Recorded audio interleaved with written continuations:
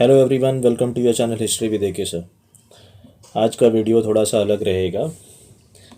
Maharashtra set का जो examination हुआ था, ठीक है, तो यहाँ पर काफ़ी स्टूडेंट्स जो है पास हो चुके हैं। महाराष्ट्र सेट का एग्ज़ामिनेशन सितंबर 2021 में हुआ था, जिसको हम लोग कहते हैं 37 सेट। और इसका कल रिज़ल्ट भी आया, उसके ऊपर मैंने वीडियो भी डाल दिया था, आप लोग देख ही रहे होंगे। और काफ़ी स्टूडेंट्स जो हैं इसमें से कुछ रेस्पॉन्ड का मुझे जैसे मैसेजेस वगैरह भी आया कैंडिडेट्स का। उन्होंने कहा कि सर अब फेल हो गए हैं तो आगे क्या। ठीक है, अब फेल हो गए हैं तो आगे क्या। देखिए, यहाँ पर मैं इस वीडियो में पूरा के पूरा डिटेल में जानकारी देने वाला हूँ कि फ़ेल हो गए तो क्या। आप फेल ही हुए हो ना, नंबर 1। ठीक है, ज़िंदगी यहाँ पर ख़त्म नहीं हुई है। तो मोटिवेशन आपको बिल्ट इन होना चाहिए। कोई ऐसे नहीं कि आपने कुछ वीडियोस देखा उसके बाद में आप मोटिवेटेड हो गए, किसी की बात सुन ली है, वो मोटिवेशन सिर्फ कुछ ही टाइम के लिए रहेगा। ठीक है, तो मोटिवेशन आपके विद इन होना चाहिए। मैं इतना ज़्यादा कुछ यहाँ पर लिखूँगा नहीं, सिर्फ आप अच्छे से सुनिए इसको। मोटिवेशन जो है वो विद इन होना चाहिए। ओके, और सबसे मोस्ट इम्पॉर्टेंट थिंग कि जो सेट का एग्ज़ामिनेशन हुआ था उसके अंदर से सिर्फ यहाँ पर 6% स्टूडेंट्स को यहाँ पर सिलेक्शन करना था। 6.64% यहाँ पर लोग जो है वो सिलेक्ट भी हुए हैं। और अब जो अब आप फेल हो गए या पास हो गए तो आपके लिए दूसरा रास्ता ओपन है। आप जो है वो जॉब ढूंढ सकते हैं, अच्छी जॉब पर लग सकते हैं। गवर्नमेंट एडेड सेक्टर में आपको सेक्शन में जॉब लग गई तो बहुत ही बेटर है। हम उसी के लिए प्रे करते हैं कि आप जहाँ पर भी हो बेटर जगह पर आप जॉब के लिए लग जाएँ। दूसरी चीज़, अगर आप फेल हो गए हैं तो फेल होने के लिए क्या स्टडीज़ छोड़ देनी चाहिए? अगर स्टडीज़ छोड़ देनी चाहिए तो आप यहाँ पर क्यों आए थे? ठीक है, तो सबसे पहली बात, सर यहाँ पर जो है हम बहुत टाइम से प्रिपरेशन कर रहे हैं, तो स्टडी क्या? तो देखो, स्टडी करने का भी एक तरीका होता है। सबसे पहला पॉइंट हम लोग लेते हैं कि स्टडी कैसे करें, हाउ। ठीक है, उसके बाद में जो है वो क्या पढ़ना चाहिए। ठीक है, व्हाट आर द रिसोर्सेस। ठीक है, उसके बाद में ये भी है कि उसको कैसे पढ़ें। ठीक है, मतलब ये तो हाउ में हो जाएगा, व्हाट हो जाएगा। और उसके बाद में ये है कि किस तरीके से उसको पढ़ना है। ठीक है, उसका पैटर्न कैसे होगा, और स्टडी जो है वो कंटिन्यू करनी चाहिए कि नहीं करनी चाहिए। अब यहाँ पर सबसे पहली मेन चीज़ के जो मोटिवेशन फैक्टर है ना, वो आपका ऐसे टाइम पर भी बहुत ही ज़्यादा अप होना चाहिए। एक चीज़ आप ध्यान रखिए कि जब आप सबसे बुरी हालत से जब आप गुज़रते हैं, ठीक है, आपकी स्थिति बहुत ही ज़्यादा ख़राब होती है, तो ये लाइन के इस तरफ है ना, यहाँ पर विन, ठीक है, जीत होती है। और इस तरफ अगर आपने उसको नहीं संभाल पाए तो यू विल लूज़। ठीक है, यू विल लूज़। तो यही होता है। तो आप ऐसे टाइम पर ऐसे बाउंड्री पर खड़े हैं कि अगर आपने ज़रा भी वो छोड़ दिया गेम तो you will lose the game. ठीक है, थोड़ी सी भी मेहनत ने आपने करी तो आप जीत जाएंगे। अब यहाँ पर स्टडी क्या करना चाहिए मैं पूरे तरीके से बताता हूँ। सबसे पहले कोई भी सब्जेक्ट होगा ना, कोई भी subject, A to Z subject की बात करते हैं यहाँ पर, तो सारे सब्जेक्ट्स की बात लेते हैं। सबसे पहले आप वापस से अपना सिलेबस देखो। ठीक है, सिलेबस वापस से अपना देखिए आप। सिलेबस पूरा A to Z आपको रट्टाफिकेशन याद होना चाहिए। लाइक हिस्ट्री की बात करते हैं तो हिस्ट्री में एंशंट है, मेडिवल है, और उसके बाद में मॉडर्न है, हिस्टोरियोग्राफी। तो 10 यूनिट्स जितने भी है तो आपके सेक्शंस पूरे याद होने चाहिए। पेपर को जो है, ठीक है, पेपर 1 की बात करते हैं, और उसके बाद में आपका सब्जेक्ट जो है पेपर 2। पेपर 2 में आपको पूरी तरीके से एक्सेल करना चाहिए। पेपर 1 जो है आप इसको नेग्लेक्ट नहीं कर सकते। पेपर 1 बहुत लोगों को बचा लेता है, बहुत लोगों की नैया डूब भी जाती है बिकॉज ऑफ पेपर 1। तो यहाँ पर जो सेक्शंस हैं, कोर सेक्शंस, जो आप सबसे पहले यूनिट्स को देखिए, और यूनिट्स के अंदर कौन से यूनिट्स आपको बहुत ही ज़्यादा फेवरेबल हैं। ठीक है, तो उस यूनिट से आपके कोई भी क्वेश्चंस छूटना नहीं चाहिए। Try to practise MCQs daily. और कंटेंट उसका कोई एक ऐसी बुक खरीद लीजिए आप जिसके अंदर आपको कंटेंट मिल जाए, और उसको बार बार आप डेली रिवाइज करिए। अब यहाँ पर पेपर 2 के लिए क्या करना है? पेपर 2 सभी लोगों की अपनी अपनी रणनीति होती है, सभी लोगों की अपनी अपनी टेक्निक्स होती है कि कैसा पढ़ा जाए, कैसा नहीं पढ़ा जाए। सबसे पहले आपने सिलेबस जो है वो डिसाइड कर लिया। सिलेबस डिसाइड करने के बाद में ज़्यादा आपको दिन भर पढ़ाई नहीं करना है। अगर आपने दिन में नियरली अराउंड 5 to 6 आवर्स भी अगर दे दिए, ठीक है, 5 से 6 घंटे भी अगर आपने दे दिए, हर एक घंटे के बीच में, लाइक आपने 40 to 45 मिनट्स पढ़ा, और उसके बाद में आप 5 मिनट्स का ब्रेक ले लीजिए। उसके अंदर आपको म्यूज़िक वगैरह नहीं सुनना है, टीवी नहीं देखना है, यूट्यूब नहीं देखना है, जस्ट थोड़ा सा फिजिकल एक्टिविटी कर लो, थोड़ा सा एक सीनरी देख लो, वॉकिंग कर लो। उसके बाद में फिर से, और पानी जो है ना पीते रहना है, हाइड्रेशन आपका बहुत ज़्यादा इंपॉर्टेंट है। ओके, तो ये सारी चीज़ें होनी चाहिए। ऐसे नहीं कि बस सेट का एग्ज़ाम निकालना है, सेट को तोड़ देना है, ब्रेक करना है, नेट का एग्ज़ाम निकालना है, पानी नहीं पियेंगे, खाना नहीं खाएंगे, ऐसे नहीं होता। 5 to 6 आवर्स, इसका मतलब ये है कि कोई सोशल मीडिया पे आपका इंटरेक्शन नहीं होना चाहिए, और पूरा के पूरा फोकस जो है वो आपका सिर्फ स्टडीज़ पर होना चाहिए। उसको कहते हैं 5 से 6 घंटे की स्टडी।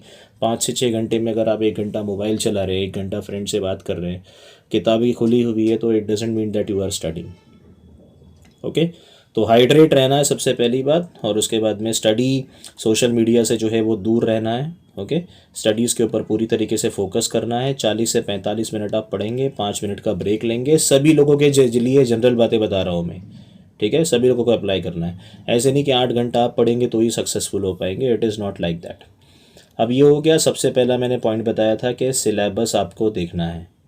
सिलेबस के बाद में आप फिर से है ना अपने जो क्वेश्चन पेपर्स हैं, क्वेश्चन पेपर्स को गो थ्रू करो। हिस्ट्री वाले जो हैं वो सेट के क्वेश्चन पेपर्स मेरे चैनल पे, दैट इज़ आपका ही चैनल है हिस्ट्री भी देखे सर, इसके ऊपर आप देख सकते हैं, मैंने डाला है सेट के क्वेश्चन पेपर्स। तो आप क्वेश्चन पेपर्स को गो थ्रू करिए, एनालिसिस करिए, क्वेश्चंस कहाँ से, कौन से सेक्शन से ज़्यादा पूछे जाते हैं। ठीक है, सेक्शंस देखिए, यूनिट्स देखिए, यूनिट्स के अंदर, और उसको ब्रेक करिए, पार्ट्स निकालिए, कहाँ से क्वेश्चंस पूछे जाते हैं। ठीक है, वो क्वेश्चंस जब आपको ये पैटर्न समझ में आ जाएगा तो समझ लीजिए कि आप एकदम राइट ट्रैक पर जा रहे हैं। ऐसे नहीं कि किताब उठाए और किताब को रटना या तो पढ़ना उठने, उसके फैक्ट्स वगैरह, कॉन्सेप्ट वगैरह दे दना आप पढ़ते ही जा रहे हो, ऐसे नहीं होता। आप कभी भी सेट का एग्ज़ाम क्लियर नहीं कर पाओगे, या नेट का एग्ज़ाम, कोई भी कॉम्पिटिटिव एग्ज़ाम आप क्लियर नहीं कर पाएंगे। क्वेश्चन पेपर्स हो गए आपके, उसके बाद में एक टाइम प्लान बनाइए। रोज़ आपको पेपर 1 को नियरली अराउंड 1 से लेकर 1.5 घंटे देने। और यहाँ पर आपका ये सेक्शन काफ़ी वास्ट है, पेपर 2 का, दैट इज़ आपका जो ऑप्शनल सब्जेक्ट रहेगा, तो यहाँ पे आप इसको नियरली अराउंड 3.5 घंटे, और यहाँ पर इसको 1.5 घंटे दे सकते हैं। ये 5 घंटे यहाँ पर, अगर आप 6 घंटे कर रहे हैं तो 2, और यहाँ पर 4, डिपेंड्स। ठीक है, तो इसके आपकी है ना दोनों एकदम हॉलिस्टिक स्टडी होगी, दोनों हॉलिस्टिक स्टडी होगी। सबसे फ्रेश जब आप दिन में होंगे तो सबसे जो टफ़ टॉपिक है ना, तो वो वाला आप स्टार्ट करिए कि आपको टफ़ टॉपिक कौन सा जा रहा है। ऐसा भी नहीं कि टफ़ टॉपिक पे एकदम आप मोरल डाउन कर लोगे, बहुत टफ़ है मुझे समझ में नहीं आएगा। आपने ऐसे सोच लिया तो आपको कभी चीज़ें समझ में नहीं आएंगी। तो सिलेबस है, उसके बाद में क्वेश्चन पेपर्स है, क्वेश्चन पेपर्स के बाद में अपनी स्टडीज़ को जो है ब्रेकआउट करो कि आपको फर्स्ट स्लॉट में क्या लेना है, सेकंड स्लॉट में क्या लेना है, 3 स्लॉट में, 4 स्लॉट में अगर आपने अपनी स्टडीज़ को डिवाइड कर दिया, सुबह दोपहर शाम, जैसे भी आप वर्किंग है तो भी आप 5-6 घंटे निकाल सकते हो, ट्रैवलिंग में भी पढ़ सकते हो। इट डजेंट मीन कि आप ट्रैवलिंग में जाओगे तो आपकी स्टडी नहीं होगी। If your goal is to clear this एट एग्जामिनेशन, तो आप कुछ भी कर सकते हो, आराम से आप एग्जामिनेशन निकाल सकते हो। एक चीज़ और ध्यान रखना, आपने मन में बना लिया कि मुझसे नहीं हो पाएगा तो कभी एग्ज़ाम आप सेट का क्लियर नहीं कर पाओगे, या कोई भी एग्ज़ाम नहीं क्लियर। आपने समझ लिया कि बस आराम से हो जाएगा, तो सेट का समझ लीजिए आधी पढ़ाई आपकी हो गई। इमेजिन, दिल को मनाना है, दिमाग को जो है वो बार बार याद दिलाना है कि यस हमसे ही हो पाएगा, आई विल डू इट। ठीक है, आप फेल हो गए ना, कोई बात नहीं, क्वालिफाई नहीं किया आप फेलियर नहीं है, you have not qualified this exam.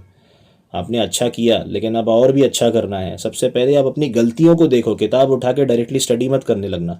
2021 का जो एग्ज़ाम हुआ था सितंबर में, जिसका रिजल्ट कल आया है, उस पेपर को जाके है ना क्वेश्चन पेपर लो, एनालिसिस करो कि कहाँ आपकी गलतियाँ हुई हैं। ठीक है, कहाँ आपके मार्क्स जो है वो जा रहे हैं, उन सेक्शंस वगैरह को यहाँ पर ज़्यादा बूस्ट करो पेपर 2 में और पेपर 1 में।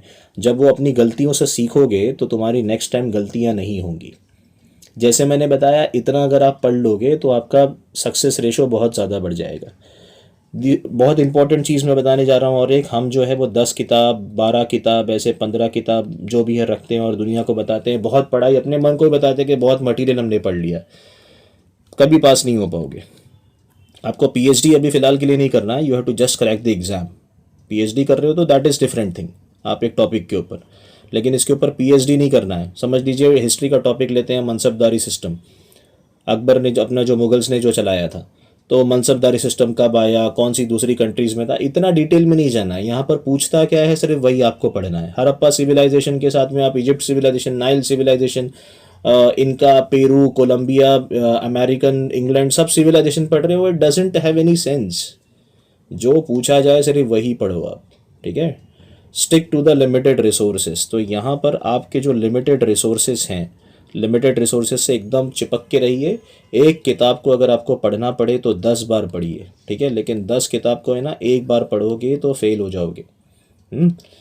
तो ये सारी चीज़ें मैंने पॉइंट्स आपको बता दी। फेल अगर आप क्वालिफाई नहीं होते हो तो आपको टेंशन किस बात का है? हाँ, वापस से एग्ज़ाम होगा, फिर से एग्ज़ाम होगा। 2022 देखो आ चुका है, 2022 आ करके जनवरी जो है वो टाटा बाय बाय होने वाला है। 29 जनवरी को ये वीडियो बन रहा है। जनवरी गया, कुछ महीने यहाँ पर बचे हैं। आप अगर सोचोगे कि सेट का नोटिफिकेशन आएगा उसके बाद में फिर हम लोग प्रिपरेशन करेंगे, तो फिर से आप जो है वो अपने पैर पर कुल्हाड़ी मारने वाले हो। फिर से आप जो है वो एक सुसाइडल अटेम्प्ट देने वाले हो जिसमें आप सक्सेसफुल नहीं होगे। नोटिफिकेशन कभी भी आए, हमको उससे क्या करना है? आज हमको पता चल गया कि हाँ सेट के एग्ज़ामिनेशन में हमारा रिज़ल्ट नहीं हुआ है, तो आर ड्यूटी इज़ कि अभी से जो है ना वो स्टडी करना आप स्टार्ट कर दो। अगर अभी से आप स्टडी नहीं करोगे तो ऑब्वियसली फिर से जो 2022 क्या 2030, 35, 50 तक के आप फेल होते ही जाओगे। कोई आपको फेल होने से, क्वालिफाई नहीं होने से रोक नहीं पाएगा। आप क्वालिफाई हो ही नहीं पाएंगे। सबसे मोस्ट इम्पॉर्टेंट थिंग, फिर से मैं एक रिवीजन दे रहा हूँ आपको। सिलेबस बहुत इंपॉर्टेंट है, उसके बाद में क्वेश्चन पेपर्स देखिए, सेक्शन से बांटिए कहाँ से क्वेश्चंस पूछे जा रहे हैं। अपने वर्किंग या आप वर्किंग प्रोफेशनल हो, या तो आप अगर समझ लीजिए फुल टाइम स्टूडेंट हो या कैंडिडेट हो जो प्रिपेयर कर रहे हो सेट या नेट के लिए, फुल टाइम अगर आप कर रहे हैं तो आप 6 घंटे से ज़्यादा 8 से 10 घंटे भी पढ़ाई कर सकते हो। 8 आवर्स आप मिनिमम तो कर ही सकते हो जब आपको कोई काम नहीं है तो। वर्किंग प्रोफेशनल्स के लिए 4 से 5 घंटे, 6 घंटे, लेकिन वो क्वालिटी टाइम भी डिवोट करते हैं। मैंने जहाँ तक के देखा है जो वर्किंग प्रोफेशनल्स होते हैं, क्योंकि उनके पास उतना ही टाइम होता है। जिसके पास 24 घंटे होते हैं, चल भाई अभी पढ़ लेंगे, बाद में पढ़ लेंगे, शाम को पढ़ लेंगे, सुबह पढ़ लेंगे, वो कभी नहीं होता, ठीक है। तो अगर आप एक नॉन वर्किंग कैंडिडेट हैं, पूरा टाइम है आपके पास, तो यूटिलाइज़ करो। अगर आप वर्किंग हैं तो आपको टेंशन लेने की कोई ज़रूरत नहीं है। आप जब जॉब से जाने से पहले सुबह अर्ली मॉर्निंग उठिए, वहाँ पर अपना 1 से 2 घंटे निकालिए। बाद में जब जॉब पे से आते हैं आप थोड़ा सा आप एक स्लीप या तो एक नैप ले करके वापस से 2-3 घंटे, जैसे भी आपको अपना डेली शेड्यूल निकालना है, आराम से आपका एग्ज़ाम क्रैक होगा, कोई बड़ी बात नहीं है, ठीक है। क्वेश्चन पेपर्स देखना है, फिर उसके बाद में ये, और अभी से धीरे धीरे धीरे अगर आप स्टडी करोगे तो ही एग्जामिनेशन निकल पाएगा। Last and the most important thing, revision. Revision अगर आपका नहीं है तो एग्ज़ाम की पॉसिबिलिटी ज़ीरो हो जाती है। चाहे आपने एक किताब जो है वो 10 बार पढ़ी हो, लेकिन कैसे पढ़ना चाहिए उसको? एक किताब अगर आप पढ़ रहे हो तो पढ़ने के बाद में जो संडे का जो डे है, ठीक है, अगर आपने 6 दिन अगर आप वीक में अगर पढ़ाई की है तो 1 डे जो रहता है वीक में, तो उसको आप जो है ना वो रिवीजन के लिए रखिए, ठीक है। अगर आप रिवीजन नहीं करेंगे तो यकीन मानिए कि आपका जो प्रिपरेशन है वो एकदम ज़ीरो हो जाएगा। तो revision is very much important. अगर रिवीजन है तो सक्सेस के चांसेस है ना बहुत ज़्यादा बढ़ जाते हैं, ठीक है। तो यहीं पर मैं अपना वीडियो ख़त्म करता हूँ। Don't get panic, don't cry, don't get demotivated. मेरा वीडियो देखिए, स्वस्थ रहिए, मस्त रहिए, टेंशन लेने का नहीं है ज़रा भी। आपको आराम से सेट का एग्जामिनेशन में जो है वो फ्लाइंग कलर से आप अगले एग्जामिनेशन में पास होने वाले हैं। ज़रा भी रोना नहीं है। क्यों रोना है आपको? वाई? हार और जीत लगी रहती है, it is the part of life. Okay, चलिए मिलते हैं नेक्स्ट वीडियो में। जब तक के टेक केयर, जय हिंद।